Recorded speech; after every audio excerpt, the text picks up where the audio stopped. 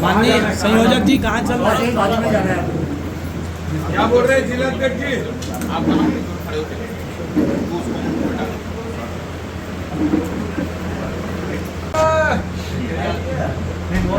अरे आप मत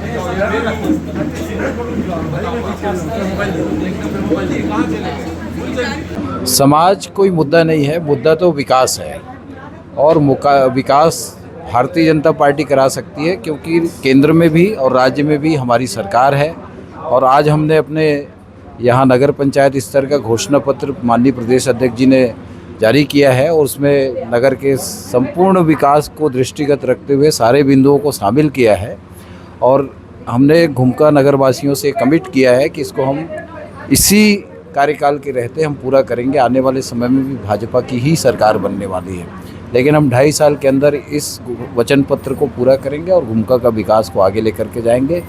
और चुनाव में ज़्यादातर हमारे पार्षद के उम्मीदवार जीत रहे हैं, और अध्यक्ष के रूप में भी हमारी 100% जीत सुनिश्चित है। घुमका में जो शराब दुकान का मामला जो काफ़ी गरमाया हुआ है, जो कि गौठान में खोली गई है, उसको लेकर लोगों में आक्रोश है। गौठान में जो इंक्रोचमेंट हुआ है वो किसने किया ये पता करिए।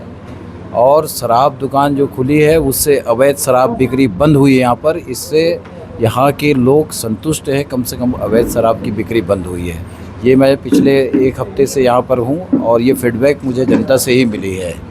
कांग्रेस के प्रदेश अध्यक्ष आए थे और वो यहाँ घुमका वासियों को कोई आश्वासन तो नहीं दे पाए, वरन हमारे देश के प्रधानमंत्री को गद्दार बोल करके गए हैं। तो घुमका नगरवासी उनको मुंहतोड़ जवाब देने के लिए तत्पर बैठे हैं, और हमारे प्रदेश अध्यक्ष आए हैं तो घुमका के विकास का रोड मैप लेकर के आए हैं। ये फ़र्क दोनों पार्टियों में है।